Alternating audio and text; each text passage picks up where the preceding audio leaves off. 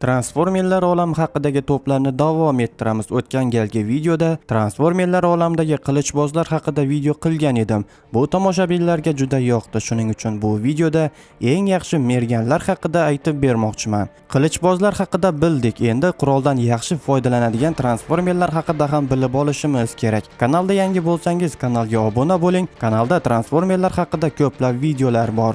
Demak, boshladik. 10-o'rinda Dispenser. Sam tasodifan mashinaga urilib ketganda iskrani aktivlashtirib yuboradi. Buning natijasida atrofdagi texnikalar robotga aylanadi. Bu ichimlik avtomati esa Decepticonga aylanadi. Bu Dispenser. Uning yuzi Megatronni eslatadi. Uning 4 qo'li bor. Pushkalar esa Ironhideni eslatadi. Nega uni to'pga qo'shdim? Sababi u filmda birorta ham odamga zarar yetkazmaydi.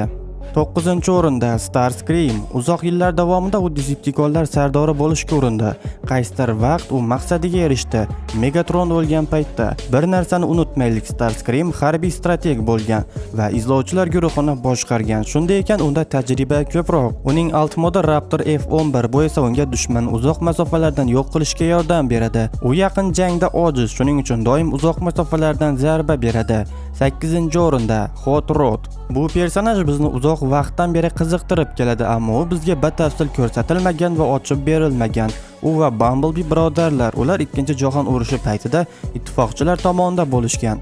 U fransuz aksentida gaplashadi, sababi Fransiyada ko'p vaqt o'tkazgan. Uning pulemotlaridan tashqari bitta kuchli quroli bor. Bu vaqtni sekinlashtiradigan pushka.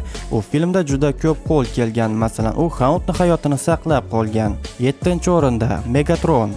Decepticonlar sardori sifatida Megatron har qanday quroldan yaxshi foydalanadi, ammo keyingi filmlarda u 2-darajali qahramonga aylandi. Birinchi filmda u ikkita qo'lini birlashtirib, qo'lini gamma radiatsiyali pushkaga aylantiradi. Bu pushka Optimusni uchirib yuborishga bemalol yetadi. Ikkinchi filmda pushka o'zgardi. U xuddi qisqichbaqaning qisqichiga o'xshardi. Xuddi o'sha quroli bilan Optimus Megatronning boshini yaralaydi.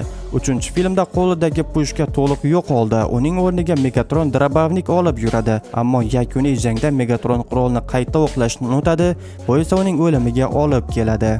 6-o'rinda Bumblebee. Bumblebeeni franshizaning yuzi deyish mumkin. U juda yoqimtoy robot, ammo bu yoqimtoylik ortida haqiqiy qotil yashiringan. Bumblebee Transformerlarning barcha voqealarini yashab o'tdi. U boshqalar kabi qilichda jang qila olmaydi. Uning asosiy quroli bitta qo'lidagi plazmali pushkasi. U filmdan filmga kuchayib borgan. 4-filmda esa uning pushkasi o'zgaradi.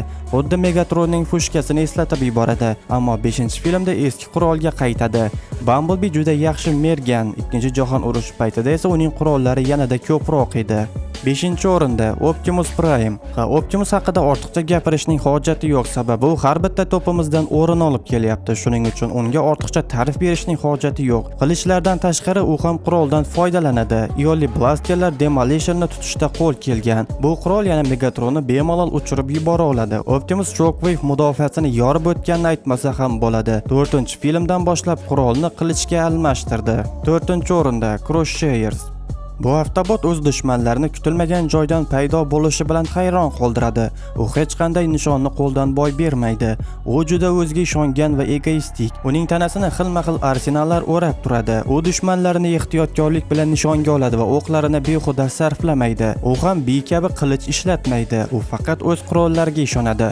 Nishonga olishda esa hech qachon adashmaydi. 3-o'rinda Hound. Hound bu shunchaki baqaloq robot emas. U boshdan oyoq qurollar bilan o'ralgan kazarma. Uning o'q uzish qobiliyati shunchalar xilma-xilki, hech kim uning qurbonlari sonini bilmaydi. Gangongdagi jangda bor kuchi bilan kurashdi. Shubhalarsiz u qurollar bo'yicha eng bilimdon, hatto uning sigarasi ham quroldir. 2-o'rinda Lockdown. Lockdown haqida ham ko'plab videolar qilganman. U haqida ham ortiqcha gapirishning hojati yo'q. U ham istalgan qurol bilan jang qila oladi, ammo biz uning yuzidan chiqadigan qurolga e'tibor qaratishimiz kerak. Bu qurol juda kuchli, nishonni aniq oladi. 2ta raketa Optimusni yiqitishga yetarli bo'ldi. Bitta o'q esa Ratchetni og'ir yaraladi. U ham bu quroli bilan hech qachon nishondan adashmagan. 1-o'rinda, xo'sh sizningcha 1-o'rinda kim? Ironhide. Albatta ko'pchilik hayron bo'lishi mumkin, ammo u haqiqiy qurolsoz. Uning qurolining o'zi 6000 ta detaldan iborat. U Decepticonlar uchun qiyinchilik tug'diradi. Uning qurollari bir vaqtning o'zida plazmali hamda raketali. U o'z qurollari uchun eng yaxshilarini yiqqan. 3-filmda Wheeljack unga yangi qurollar yasab beradi. Shubhalarsiz Ironhide franshizadagi eng yaxshi mergan, qurollar yig'ish va ishlatish bo'yicha unga teng keladigan robot yo'q. Do'stlar, bugungi video shulardan iborat edi. Agar video yoqqan bo'lsa, like bosing va kanalga obuna bo'lishni unutmang. Transformerlar haqida ko'proq bilishni istasangiz, meni kanalimga obuna bo'ling. Ekrandagi karta raqamlari orqali esa meni qo'llab-quvvatlashingiz mumkin. Keyingi videolarda uchrashguncha do'stlar.